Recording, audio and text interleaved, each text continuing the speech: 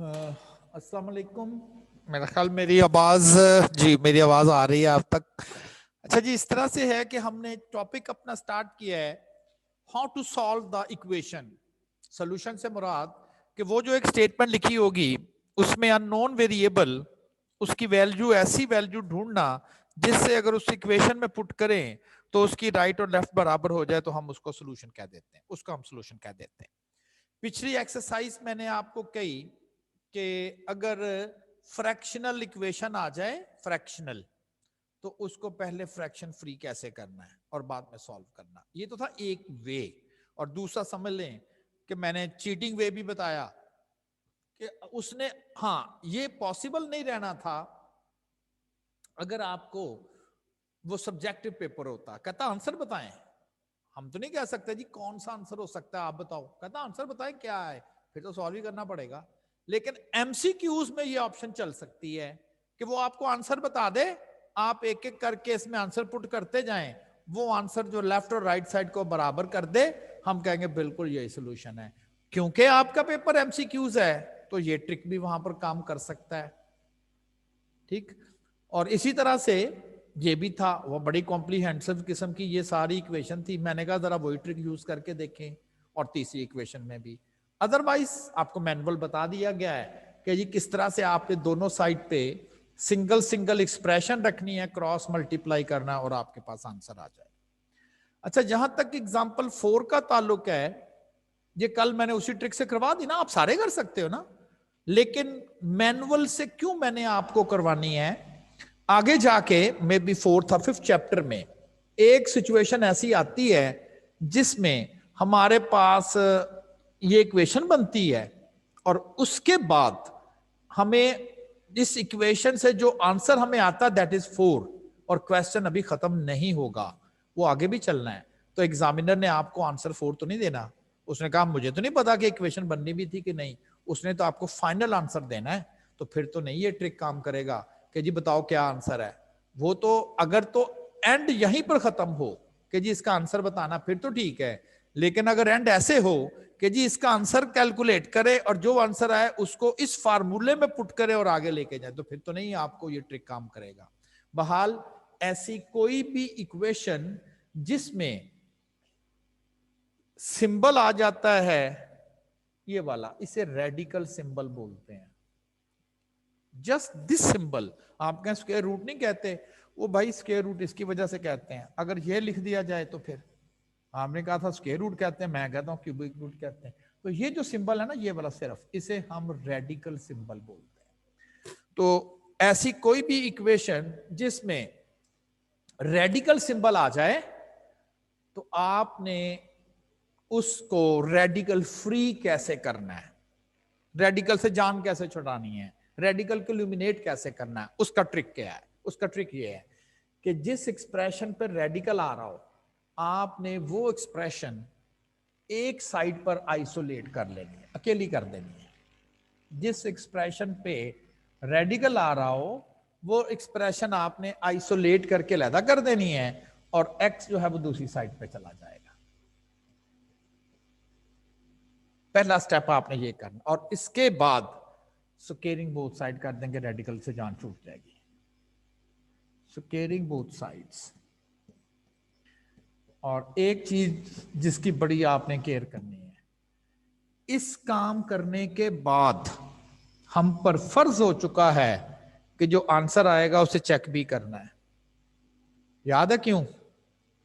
हमने 3 ऑप्शन पढ़ी थी, उसमें तीसरी ऑप्शन ये थी कि अगर आप दोनों साइड पे कोई पावर लेते हो, सेम स्क्वेयरिंग करना 2 पावर लेना ही है ना, तो फिर आपको आंसर चेक जरूर करना है। तो इसके बाद चेकिंग करना नहीं भूलना आपने। मैंने ये नहीं कहा था मना है, मैंने कहा था कर लें, लेकिन बाद में ना चेकिंग जरूर करनी है आपने। तो जब आप स्क्वेयरिंग बोथ साइड करेंगे, इसका भी स्क्वेयर करोगे और इधर भी स्क्वेयर करोगे। स्क्वेयर के साथ स्क्वेयर रूट क्यों कैंसिल क्यों होता है, मैं जरा इस एक्सप्रेशन की साइड पे ले आता हूं। X square plus 33 x square plus 33 square root is equal to x+3। दोनों साइड पे आपने स्क्वेयरिंग कर दी ताकि स्क्वायर रूट से जान छूट जाए। जब कोई भी नंबर लिखा हुआ हो, उसका स्क्वायर हो और उसकी पावर स्क्वायर रूट हो, तो रीजन क्या होती है? स्क्वायर रूट का मतलब होता है पावर 1/2 और पावर 2। ये ले इसका मतलब स्क्वायर रूट का मतलब पावर 1, इसीलिए इसे स्क्वायर रूट कहते हैं। आज याद है स्टैट्स में मैंने कहा था nth रूट 1/, तो स्क्वायर रूट इसलिए कहते हैं इसको 1/√2, ये है स्क्वायर रूट। अगर दो चीजें पावर और फिर पावर हो तो पावर की पावर मल्टीप्लिकेशन में आ जाती है। पावर फिर पावर तो मल्टीप्लिकेशन, ये कैंसिल हो गई और आपके पास एक्स रह गया। इतना लंबा चौड़ा जाने की बजाय बच्चे क्या करते, कहते जी स्क्वायर के साथ स्क्वायर रूट कैंसिल, बिल्कुल ठीक है, ये लें, रेडिकल फ्री हो गई। रेडिकल रहा ही नहीं, क्यों? इसके साथ ये कैंसिल हो गया, रेडिकल फ्री हो गई। इज इक्वल टू, अब दूसरी साइड पर गलती नहीं करनी, जब किसी टर्म का स्क्वायर लेना हो। अच्छा ये बात सही है कि दो चीजें आपस में क्वांटिटी मल्टीप्लाई हो रही हो ना और आपने स्क्वायर लेना हो, ये ठीक है, आप इनका अलग-अलग से स्क्वायर लिख दें, ये बिल्कुल ठीक है। लेकिन अगर दो क्वांटिटी प्लस हो रही हो और स्क्वायर लिखना हो, ये तो महल आपने एलिमेंट्री क्लासेस में पढ़ा होगा, a² plus b² plus 2 times of product of these two. तो ये नहीं भूलना। अब देखें राइट साइड पे दो क्वांटिटी तो हैं लेकिन उनके दरमियान में प्लस आ रहा है। अगर उनके दरमियान में प्लस आ रहा है तो फिर तो हम ये नहीं करेंगे कि x का स्क्वायर और +3 का स्क्वायर, बल्कि हम फार्मूला कहता है जी कि फर्स्ट टर्म का स्क्वायर प्लस 3 का square which becomes 9 plus 2 times in 2 term, ये इक्वेशन। तो देखें कम से कम रेडिकल फ्री हो गई है, रेडिकल फ्री हो गई। और अब इस साइड पर भी एक्स स्क्वायर है, इस साइड पर भी एक्स स्क्वायर है। जब ये एक दूसरी साइड पे जाएगा लाइक इधर, तो ये नेगेटिव आ जाएगा और प्लस एक्स स्क्वायर प्लस 33। देखिए मैं इसलिए भी कोशिश कर रहा हूं कि आप थोड़ा सा फेमिलियर हो जाएं, लेकिन एग्जाम में तो जाहिर है आपने इसको इससे काटना है। रीजन कि जी जब ये एक साइड पर हो जाएंगे तो दोनों नेगेटिव हो जाएंगे, तो ये तो कैंसिल हो गए। जब ये दोनों एक साइड पर हो जाएंगे तो दोनों नेगेटिव हो जाएंगे और हमारे पास जो एक्सप्रेशन है वो बड़ी सिंपल सी एक्सप्रेशन ये वाली आपके पास जो है वो रह जाएगी। अब आप इससे आंसर ले लें, 6x is equal to 33 and -9। क्या बच गया? 33 में से 9 चले गया, 24 और यहां से x आ गया, दैट इज 4। लेकिन आंसर नहीं कहना, अभी चेकिंग करना लाजमी है। क्यों चेकिंग करनी है? वो जी हमने यहां पर ना स्क्वायर लिया था और पढ़ा हुआ है कि अगर दोनों साइड पर सेम पावर ले आए तो हो सकता है आंसर ना हो, तो चेक कर लेते हैं। 4 x का स्क्वायर 4, 16 प्लस 33 स्क्वायर रूट, और इधर आपके पास दूसरी साइड पर जो है वो 4 + 3, ये बनता है 49 और स्क्वायर रूट ये बनता है 7। 49 का स्क्वायर रूट भी 7, 7 बिल्कुल ठीक है। अब आपने फाइनली कह देना x = 4 is the final answer. ये मैंने मैनुअल वे से बताया ना, और आपको जरूरत ही नहीं है, आप तो वही ट्रिक इस्तेमाल करें। उसने 4 आंसर ऑप्शन दी हुई हैं, चारों आंसर ऑप्शंस को रखें, जो आंसर आ जाए ठीक है। मैंने इसलिए बताया, हो सकता है अभी क्वेश्चन आगे भी चलना हो। अभी x = 4 और इसके बाद अभी आंसर और भी क्वेश्चन चलना है, ठीक है ना? तो फिर तो आपको मैनुअली सॉल्व करना पड़ेगा। तो रेडिकल सिंबल कैसे एलिमिनेट करना है? रेडिकल सिंबल को एक साइड पर सिंगल ले आए जिस पर रेडिकल आ रहा है, स्क्वायर करेंगे रेडिकल खत्म होगा। अच्छा एक मैं भी इस चीज को क्लियर कर देता हूं कि आप कह रहे हैं जी कि ऐसा क्यों आप कह रहे हैं कि जिस पर रेडिकल आ जाए उसे एक साइड पर आपने ले लेना, ऐसा क्यों कह रहे हैं? देखिए अगर आप उसको आइसोलेट नहीं करेंगे और उसी तरह से ही उस प्रॉब्लम को सॉल्व कर देंगे, लाइक पहले क्वेश्चन था ये वाला,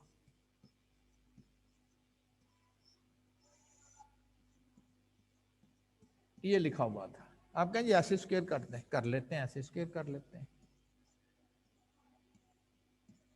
लेकिन जब आप इस तरह से स्क्वायर करेंगे ना तो अब क्या आएगा, अब आएगा फर्स्ट टर्म का स्क्वायर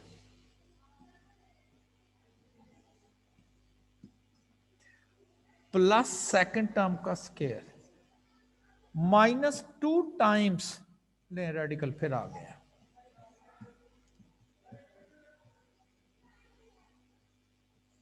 रेडिकल फिर आ गया, ये नहीं खत्म होगा।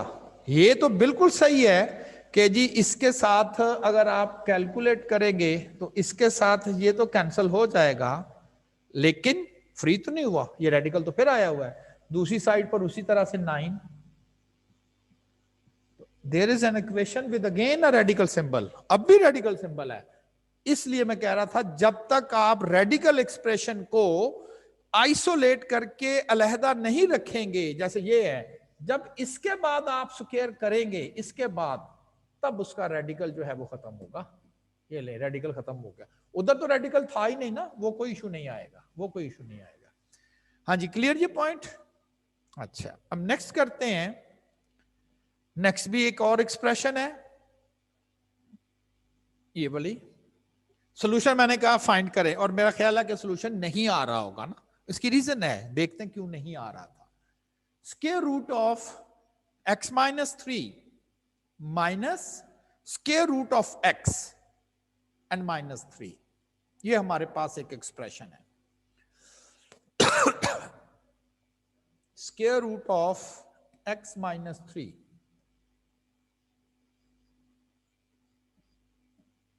minus square root of x is equal to -3.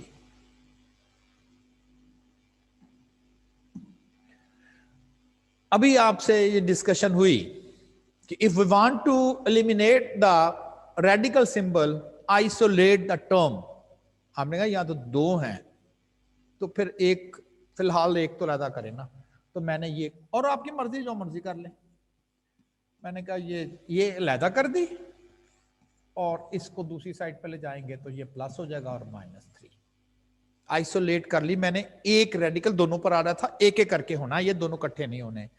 Squaring कर दे, स्क्वेयरिंग बोथ साइड्स, तो एक रेडिकल खत्म हो जाएगा, दोनों नहीं खत्म हो गए।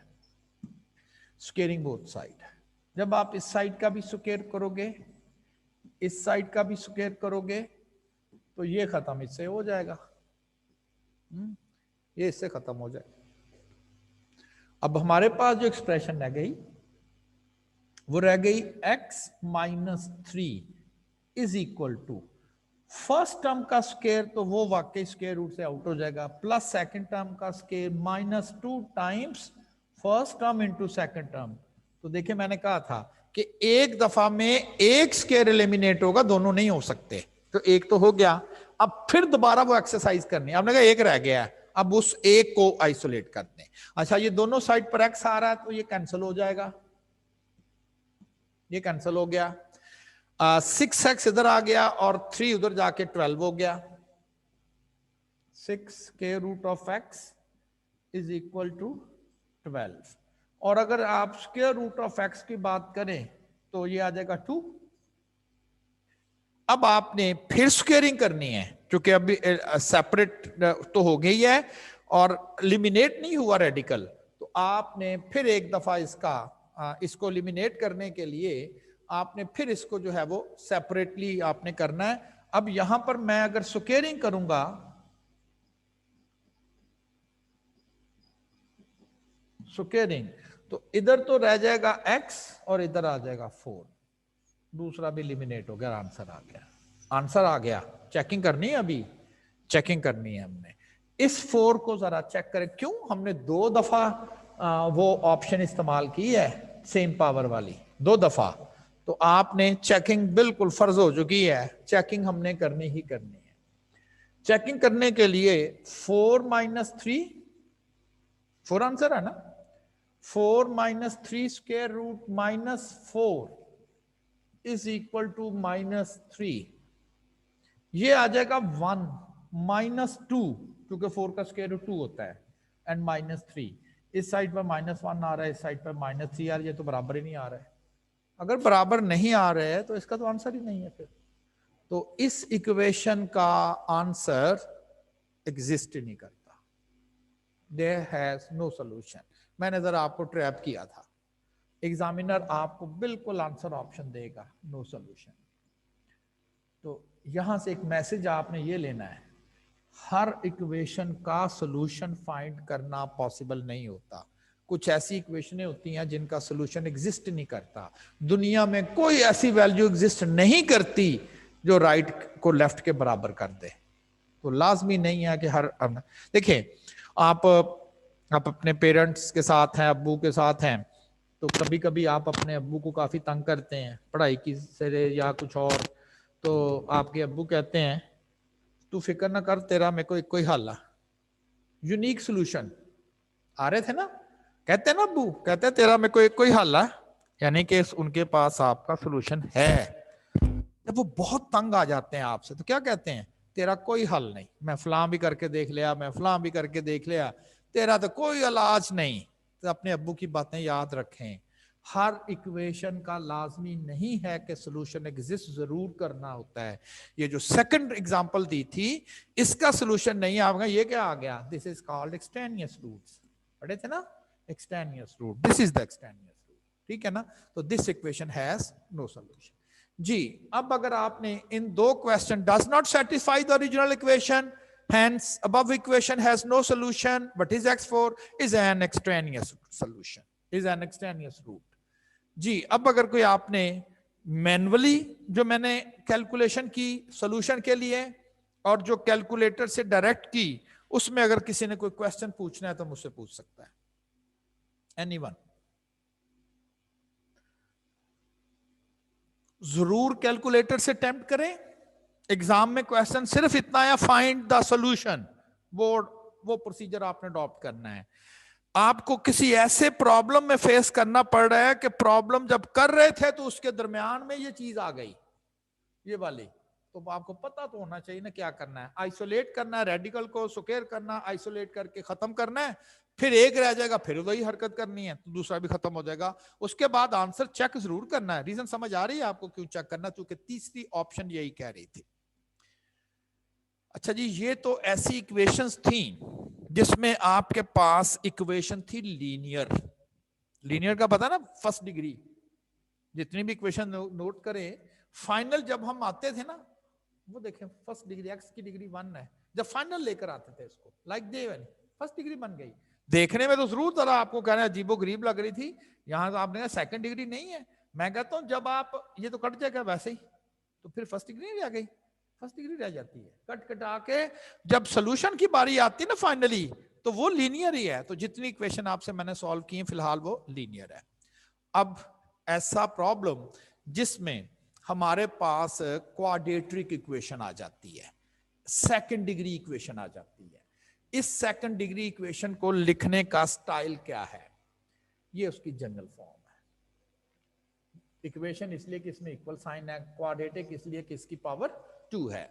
जो एक्स स्क्वायर का, याद है ना कोएफिशिएंट किसे कहते थे, उसके साथ मल्टीप्लायर हो, जो एक्स स्क्वायर का कोएफिशिएंट होता है ना, उसको रूटीन में हम ए लिख लेते हैं, एक्स के कोएफिशिएंट को बी और कांस्टेंट को C, where A B C are constants.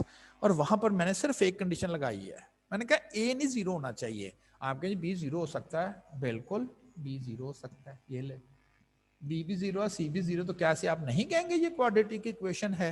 Definition क्या है, maximum power of the variable is 2, that equation is called quadratic. तो है तो सही क्वाड्रेटिक। हाँ, अगर आप कहेंगे कि अगर ये जीरो हो जाए, 0x² प्लस बी और सी दोनों हो जाए, तो फिर तो नहीं क्वाड्रेटिक कहेंगे, ये तो वैसे जीरो होगी, तो ये तो लीनियर नहीं रह जाएगी, ये तो लीनियर रहेगी। तो x² का कोएफिशिएंट जीरो नहीं होना चाहिए, बाकी दोनों अगर जीरो हो भी जाते हैं तो खैर है, कर सकते हैं। तो ये हो गई कि स्टैंडर्ड फॉर्म में सेकंड डिग्री इक्वेशन कैसे लिखी जाती है। तो पहले x² लिखा जाता है, फिर x की टर्म लिखी जाती है, फिर कांस्टेंट लिखा जाता है जिसके साथ वेरिएबल नहीं होता, और जो x² का कोएफिशिएंट होता है वो a, और जो x का कोएफिशिएंट होता है वो b। अब जरा इसकी बात आ जाएगी सॉल्यूशन के लिए। अब चूंकि वन वेरिएबल ही है ना, एक्स ही है ना, एक वेरिएबल है तो आपको पता सोल्यूशन को रूट्स भी कहते हैं, पहले भी पढ़ा था कि in case of one variable solution is also called roots. किसी इक्वेशन के कितने सोल्यूशन हो सकता है 2 हो, और हम एक ही कैलकुलेट करके बैठ जाएं और बाद में पता चले इसका तो एक और सोल्यूशन था, तो आप क्या करेंगे, उसकी डिग्री देखा करेंगे। अगर वो लीनियर इक्वेशन है तो एक सोल्यूशन, अगर वो क्वाड्रेटिक इक्वेशन है तो 2, क्यूबिक है तो 3, क्वाड्रेटिक है तो 4। चूंकि second degree equation degree second है तो इसके फिर 2 ही आंसर आएंगे, तो 2 रूट्स आएंगे। अब उसको कैलकुलेट कैसे करना है, रूट्स कैसे कैलकुलेट कैसे करने हैं। One is the factorisation, another method is completing square, another method is quadratic formula. There are 3 methods. आपके जो आउटलाइन है आई कैप की, उसने लिखा हुआ वहां पर कैटेगोरिकली वर्ड लिखा हुआ है कि स्टूडेंट्स को आपने ये तीनों मेथड बताने, इसमें एक प्रॉब्लम आएगा वो इसकी मदद से सॉल्व करेंगे, इसमें एक प्रॉब्लम आएगा वो इसकी मदद से सॉल्व करेंगे, ठीक है ना। लेकिन इटसेल्फ हर एक के ज़ाहिरा कोई बेनिफिट तो होंगे ना, आल्दो इसमें एक प्रॉब्लम आएगा, लेकिन मैं शायद आपको कहूं कि ये किया करें पहले, जब कहीं कहीं मसला आएगा तो ये करें, ऐसा ही आप इसमें पंगा जरूर लेना। क्यों, ये लेंथी है, ये काफी लेंथी है, ये बड़ा शॉर्ट सा है, आप ये प्रॉब्लम आ गया भाई, जब आएगा तो करें ना, पहले तो ना आप रूट। जस्ट लाइक आपके कॉलेज, घर से कॉलेज में आने के 2 रूट्स हैं, एक शॉर्ट रूट है, बड़ी जल्दी पहुंच जाते हैं 5 मिनट में, लेकिन उसका एक ड्रॉबैक है, कभी कभी वो सड़क ब्लॉक हो जाती है, तो देन फिर ऊपर वाले रास्ते से आए ना, वो आधे घंटे में लेकर आता आपको, तो आपने कहा ना जब कभी होगा देखी जाएगी, रोजाना तो नहीं ऊपर आधा घंटा लगा के आए, तो ऐसा ही करते हैं हम। तो 3 मेथड है, फैक्टराइजेशन, कंप्लीटिंग स्क्वायर और क्वाड्रेटिक फॉर्मूला। अच्छा, ये जो वर्ड है ना फैक्टराइजेशन, इससे आप फेमिलियर हैं, मल्टीप्लाई करना। फर्ज कर अगर मैं आपको कहूं कि इसकी फैक्टराइजेशन, तो मैं कहूंगा इसको जरा ना बच्चों के लिए मुश्किल हो रहा है, हो जाता है मुश्किल, तो आप जरा इसके इस्तेमाल करके देखें। आप समझ लें, ये मैंने सिंपल किया, ऐसा कह लें, आप कह लें 12 जो था वो थोड़ा बड़ा नंबर था, थोड़ा मुश्किल था, बच्चों को 10 के बाद गिनती नहीं आ रही थी, तो 4 into 3 कर दें। तो फैक्टराइजेशन समझ लें, किसी कॉम्प्लेक्स इक्वेशन को हम जरा सिंपल करके 2 फैक्टर में लिखना, ये इसकी फैक्टराइजेशन कहलाता है। अच्छा, अब आपने एक्चुअली करना क्या है, हमारे पास होगी क्वाड्रेटिक इक्वेशन, ये है क्वाड्रेटिक इक्वेशन, और मैं आपको बोल रहा हूं it is a complex equation. अभी बोला था 12 मुश्किल सा है, वो छोटे बच्चों की बात है, आप जरा थोड़े बड़े बच्चे हैं, आप कहेंगे कि ये हमें मुश्किल नजर आती, तो मैं क्या करूंगा, मैं कहूंगा इसकी फैक्टराइजेशन कर लें, 2 फैक्टर बनाने हैं आपने, यही होगी फैक्टराइजेशन। कैसे, ऐसी इक्वेशन बनानी है जो दोनों लीनियर हो, दोनों लीनियर हो, यही इसकी फैक्टराइजेशन कहलाती है। फिर रिपीट कर रहा हूं, second degree equation, second degree है, आपने इसकी फैक्टराइजेशन करके इसे 2 लीनियर में बदल लेना है। ये आप ऐसा कह लें, यार ये सेकंड डिग्री है ना, तो इसको अगर मैं कहूँ ये ले, ये मल्टीप्लाई 2 लीनियर में होगी ना, वो भी लीनियर, वो आपने क्या फायदा, बड़ा फायदा है, अभी नहीं लीनियर को सॉल्व करके आ रहे, ज्यादा मुश्किल नहीं है, तो लीनियर को सॉल्व करना आसान है। इसी चीज को लेके हम क्या कर रहे हैं, हम कह रहे हैं जी कि एक तरीकाकार ये है कि जो क्वाड्रेटिक इक्वेशन होगी इसकी फैक्टराइजेशन करके इसकी डिग्री लोअर कर ले, छोटी डिग्री में से ले आए और उनको फिर अलग-अलग सॉल्व कर देंगे। अब जरा एक इक्वेशन पढ़ते हैं, 15x² minus x minus 2 is equal to 0। ये मैंने क्या किया या किस तरह से किया ये आपको सिखाना है, लेकिन देखें इस इक्वेशन को मैंने लिख दिया ये इसके बराबर होगी, ये लीनियर, और मैंने इनको अलग-अलग सॉल्व कर दिया, आंसर आ गया। 2 आंसर है, एक आंसर है -1/3 और एक आंसर है 2/5। तो क्या करना है आपने पहले मेथड में कि जो क्वाड्रेटिक इक्वेशन होगी उसकी ऐसे फैक्टराइजेशन करनी है कि वो 2 लीनियर इक्वेशन में बदल जाए, 2 लीनियर इक्वेशन में बदल जाए। वो क्यों लीनियर इक्वेशन में बदलना है, linear equation is easy to solve, इसलिए linear equations are easy to solve. Complex काबू नहीं आ रही थी, हमने कहा जरा लीनियर लीनियर करके आओ ना। शेर की कहानी छोड़ी थी, दो बैलों वाली, दो बैल काबू नहीं आ रहे थे शेर के, शेर ने उनमें लड़ाई कराई, अलग अलग दोनों बैलों को किया, काबू कर लिया ना दोनों को। बस यही काम हमने करना है, क्वाड्रेटिक इक्वेशन की लड़ाई करानी है हमने, दो लीनियर अलग अलग हो जाएंगी, फिर हमने सॉल्व कर देना। बस यही ट्रिक है इसमें। अब मसला आ गया जी, ये अच्छी चीज है लेकिन लड़ाई करानी कैसे है, यानी कि इनको हमने दो लीनियर में बदलना कैसे, बस यही आपको सिखाना है।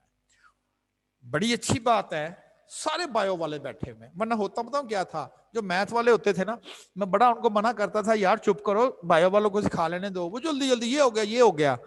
तो मैं उनको कहता होता था कि जब आपको टीचर ने पहली दफा सिखाया होगा ना, तो आपके भी कान लाल हो गए होंगे, हैं, जुबान बाहर लटक आती कि ये पता नहीं टीचर क्या बताई जा रहा है। तो ये चूंकि अब सारे बायो वाले हैं तो मेरे लिए बड़ा आसान है। अब आपने फैक्टराइजेशन कैसे करनी है, जिसकी आपने फैक्टराइजेशन करनी है उसको स्टैंडर्ड फॉर्म में लिख लेना है, यानी हाईएस्ट पावर सबसे पहले लिखनी है, फिर लोअर, फिर लोअर और फिर कांस्टेंट इज इक्वल टू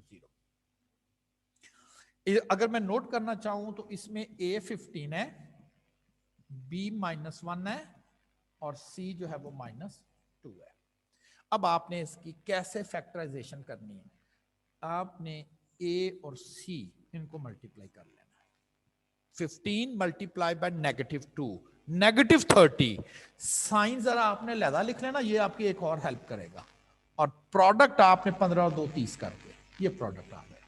तो पहला स्टेप आपने ABC आइडेंटिफाई करके ए और सी को मल्टीप्लाई कर देना है। साइन पॉजिटिव हो तो जरा साइड पे लिख लें, पॉजिटिव आया था, नेगेटिव हो तो नेगेटिव लिख लें, इसने भी कुछ आपकी हेल्प करनी है।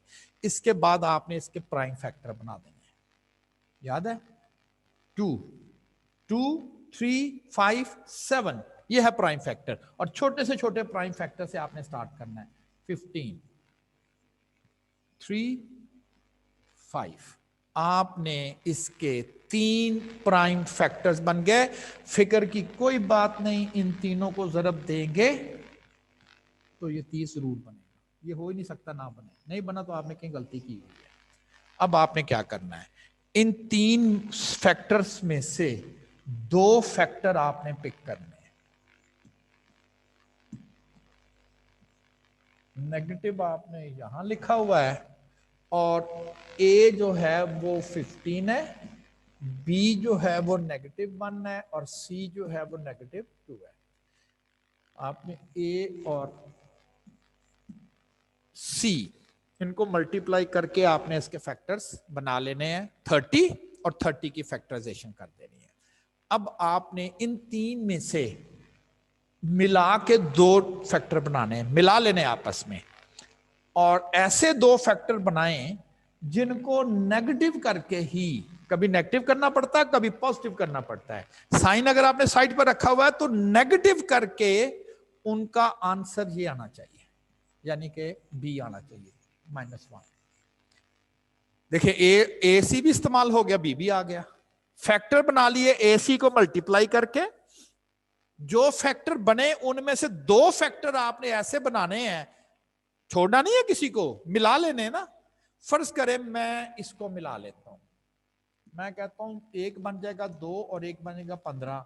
क्या दोनों माइनस करके आपको -1 आंसर दे सकते हैं? नहीं, माइनस करके तो ये 13 आंसर दे सकते हैं, तो ये फिर ठीक नहीं है। आप कहेंगे इसको इससे जरा मिला लेते हैं, 10 और 3,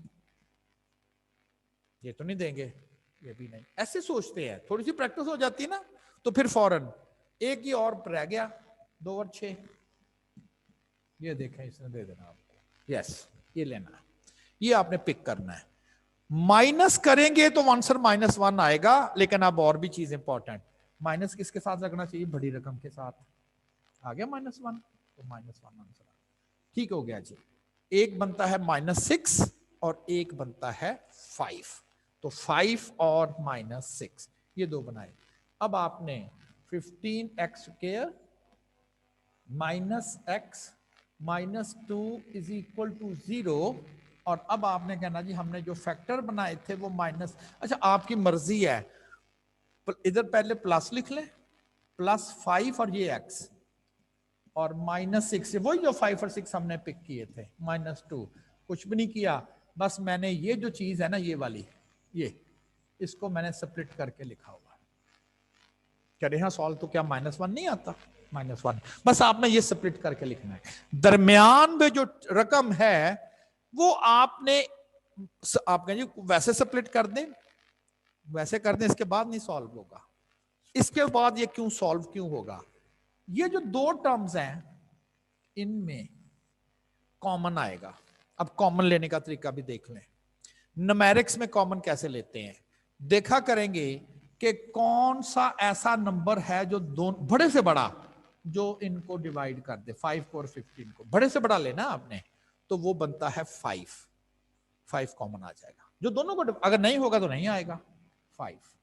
अच्छा जी, अब आपने देखना है वेरिएबल में से जो लेसर पावर होगी, इधर x की पावर 2 है, उधर x की पावर 1 है, जो लेसर पावर होगी x वो भी साथ कॉमन आएगी, तो ये कॉमन आ गया। न्यूमेरिक्स में दोनों नंबर किस पर डिविजिबल हैं, दोनों 5 पर डिविजिबल हैं, तो वो कॉमन, और x की जो पावर है, जो दोनों पावर्स आ रही हैं, जो लीस्ट होगी दोनों में से कम होगी वो कॉमन आ जाएगी, और बाकी भी कुछ बचेगा, वो कैसे लिखते हैं, आप कहें 15 लिखना है, 5 लिखा जा चुका है, और कितना लिखूंगा तो मल्टीप्लाई होके 3, या उसको ऐसे कह लें अगर आप कंफ्यूज कर रहे हैं, 15x² में से क्या बचा है, आपने कहा कॉमन क्या लिया हुआ है, 5x कॉमन लिया, इसको सॉल्व कर लें, 5 3 जार, x के साथ x की पावर कैंसिल हो गई, क्या बच गया 3x, वो इधर लिख लिया। देखें जरा, मल्टीप्लाई करें, 5x multiply 3x, 5 3 jar 15x² आ गया, आ गया। अब रह गया आपके पास 5x, 5x, आपने कहा इसमें से क्या बचा है, कॉमन क्या है 5x, क्या बचा है 1, ये प्लस और 1 और ब्रैकेट क्लोज। ये जी आपको मैंने एक कॉमन लेने का वे भी बता दिया कि जी दोनों में से जो हाईएस्ट नंबर हो देख लिया करें, और कॉमन करने के बाद रिमाइंडर कैसे लिखना है वो बाकी है उसके ब्रैकेट के अंदर लिख देंगे आप। अब जरा दूसरी साइड पर आ जाए, और वो ये वाली साइड है, ये जो साइड है वो ये वाली है, दिस वन, -6 -2, दोनों 2 पर डिवाइड हो जाएंगे, 2 कॉमन है। अच्छा दोनों का साइन नेगेटिव है तो नेगेटिव भी साथ ले लें, -2, बाकी क्या बचेगा वो भी तरीका, -6x कॉमन क्या है जी -2, ये नेगेटिव के साथ नेगेटिव कैंसिल, 2 3 जार 6, 3x बचेगा, वो इधर लिख दिया। -2 में से क्या बचना है कॉमन के बाद, 1 बचना है, +1। अगर आपने किसी जगह मिस्टेक नहीं की, इस ब्रैकेट के अंदर दोनों सेम जरूर होगी। अगर किसी जगह पर आपने मिस्टेक कर दी, प्लस माइनस की कर दी, फैक्टर बनाते वक्त कर दी, कुछ और कर दिया, ये दोनों डिफरेंट हो जाएंगे।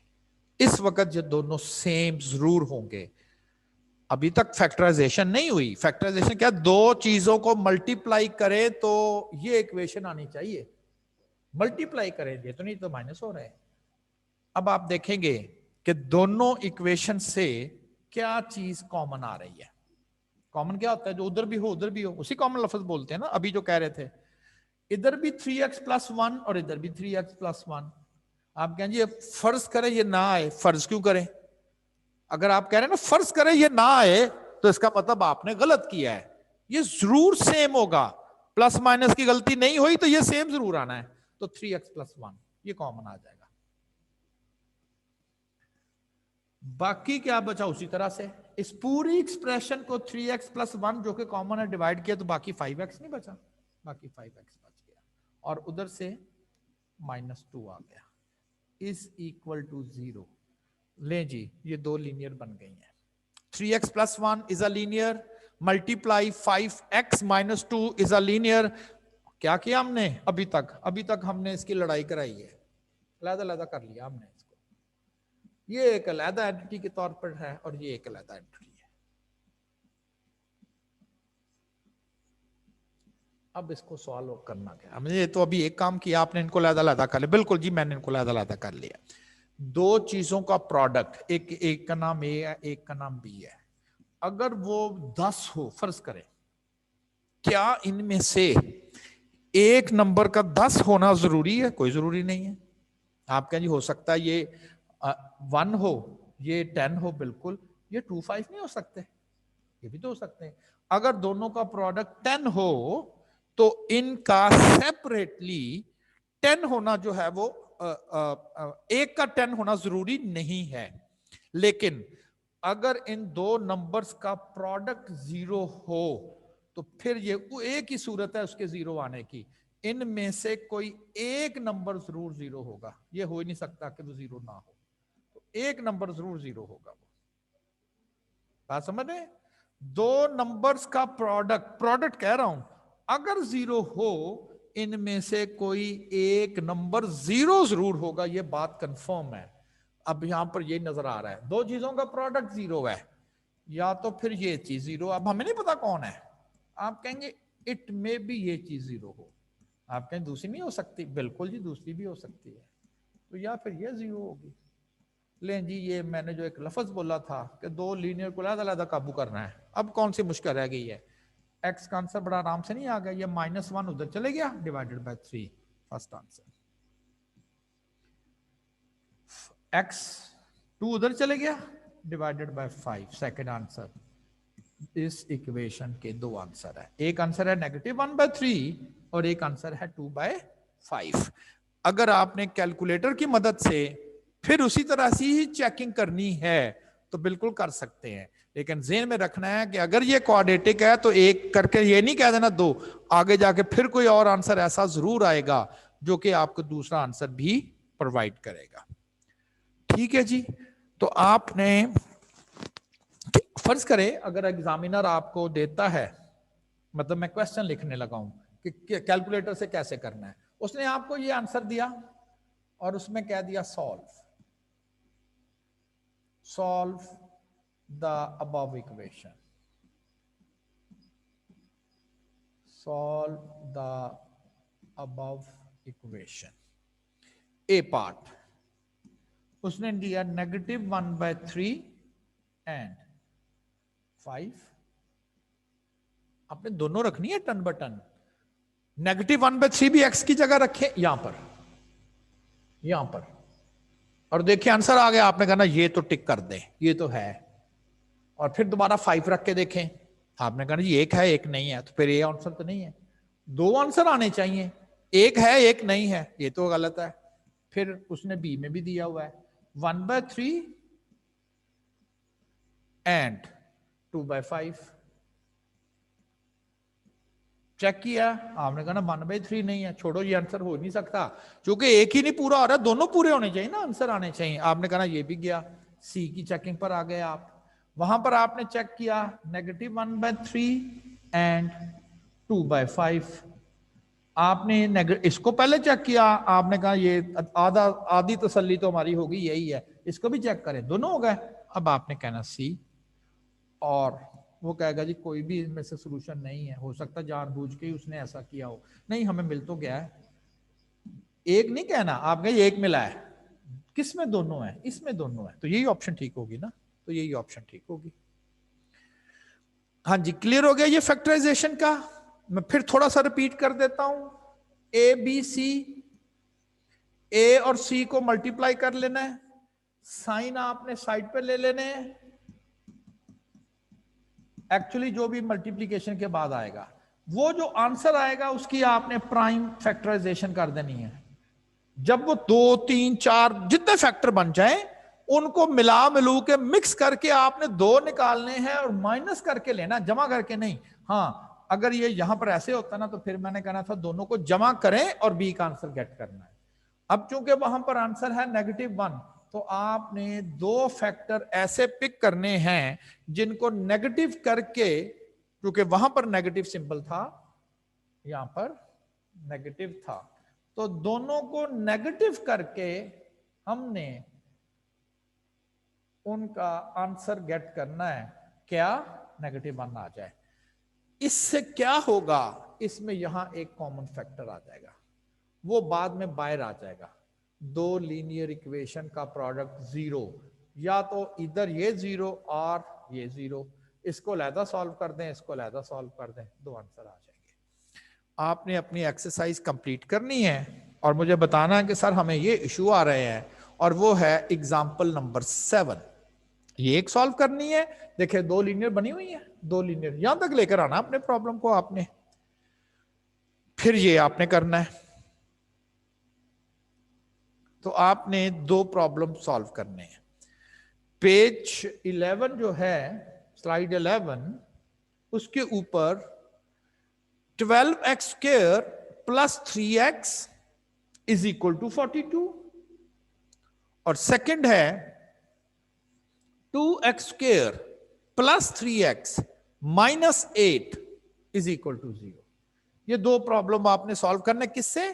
फैक्टराइजेशन से, जो मैंने आपको बता दिया है कि ये स्टैंडर्ड फॉर्म में नहीं है, इसको इधर लाएंगे, इज इक्वल टू 0 लिखेंगे, बन गई स्टैंडर्ड फॉर्म। फिर इस 12 को 42 से साइन नेगेटिव साइड पर कर लेना और करें फिर आप, और इसी तरह से इसका भी 2 को 8 से मल्टीप्लाई करना है, 16 साइन नेगेटिव साइड पर कर लेना है, और फिर ऐसे उनको माइनस करेंगे कि ये दरमियान में जो 3 लिखा हुआ है वो नजर आ जाए। क्लियर करेंगे ना तो आपको प्रॉब्लम नजर आएगा। अगर बच्चों आप रूटीन के साथ काम करते हो ना डेली, मेरा ख्याल 15 से 20 मिनट सिर्फ लगते हैं जो मैं काम दे रहा हूं, और ये एनफ है, मतलब समझने के लिए तो करें ना अपनी एक्सरसाइज। लेकिन अगर आपको कोई काम करने की, जहां तक मैं आपको दे रहा हूं, वो सिर्फ 15 मिनट का काम है, इससे ज्यादा तो शायद टाइम ही ना लगे एक सब्जेक्ट को, तो आधे घंटे में। और मेनली आपको इसी पर सर्व करना है ना। अभी जून है, मैं बार बार कह रहा हूं, जो जिसने ये कहा ना कि बाद में देखी जाएगी, तो फिर मैं आपको अभी से बता रहा हूं, वो बहुत बाद में आपने देखना है, फिर बहुत बाद में। साथ साथ करें, चीजें याद रहेंगी, एंड देन फिर आप इसको रिवाइज करके और अपने प्रॉब्लम्स कर सकते हैं। ठीक है जी। अब किसी ने कोई क्वेश्चन करना हो मुझसे, एनीवन?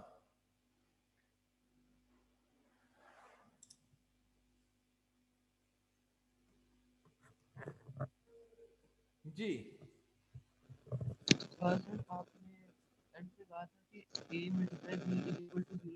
आपकी आवाज नहीं आ रही है, या तो आपका माइक प्रॉपर नहीं है, जस्ट है उसकी बहुत कम हल्की हल्की कुछ ए बी की समझ आ रही है, डिस्टॉर्शन भी कर रहा है। दोबारा बोलिएगा।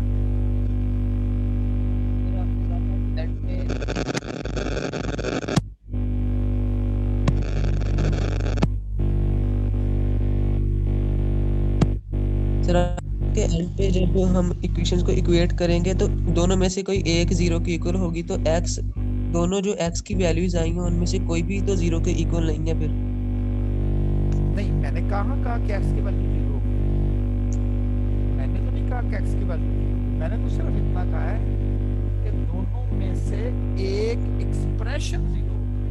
मैंने एक्सप्रेशन बोली, ये देखिए मैंने x नहीं 0 लिखा, एक्सप्रेशन ही बन गई है।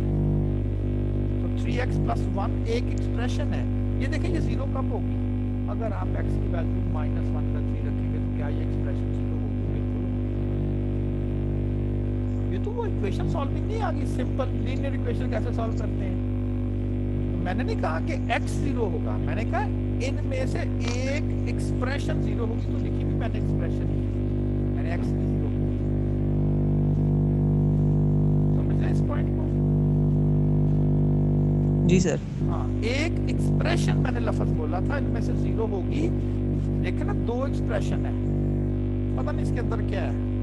0 देखे बगैर कहेंगे यार ये वाली एक्सप्रेशन 0 है या अब इसके अंदर क्या है जी? 3x plus 1। देखिए मैंने उसको 0 कहा है और x के लिए नेगेटिव 1, और इसका मतलब क्या है? इस x की जगह नेगेटिव 1 में 3 रखेंगे, ये 0 हो जाएगा। जो मर्जी होता रहे, ये जब 0 इसके साथ मल्टीप्लाई करेगा लेफ्ट राइट साइड बराबर हो जाएगी। पहला मैंने x को नहीं 0 कहा, मैंने एक्सप्रेशन। जी किसी और ने क्वेश्चन पूछना हो अगर? Anyone else? जी सर अक्सर बच्चों का नेट इशू हो जाता है बीच में लेक्चर में। स्टैट्स में मेरा भी काफ़ी नेट इशू हो गया था और उसकी वजह से मैं हाफ लेक्चर नहीं ले पाई आपका। सर हमें किसी तरह से आपकी रिकॉर्डिंग्स मिल सकती हैं? स्टैट्स की और मैथ की।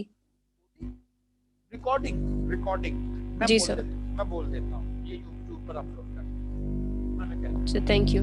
हाँ, मैं उनको कहता हूँ लेक्चर अपलोड कर दे, वो इशू नहीं, बल्कि अभी Okay, मैं sir. उनको कहता हूँ, मैं कहती ही जाऊंगा तो वो आज ही आज इसकी रिकॉर्डिंग लेके इसे अपलोड करके ही करना है। सर आपके यूट्यूब चैनल पे? नहीं, मेरा ख्याल है कि कॉलेज का भी एक चैनल है, वो आपको ना ग्रुप में लिंक मैं सेंड कर देते हैं। Okay sir. हाँ, वो कॉलेज का भी एक चैनल है, मुझे आइडिया नहीं है किस नाम से है, तो वो उधर सेंड कर देंगे आपको, लिंक ग्रुप में सेंड कर देंगे, आप वहां से क्लिक कर देंगे, मैं कह देता हूँ। Okay sir thank you. जी, और किसी ने कोई क्वेश्चन पूछना हो? चलो, और किसी का रिकॉर्डिंग्स में करवा देता हूँ, तो मैं कह देता हूँ।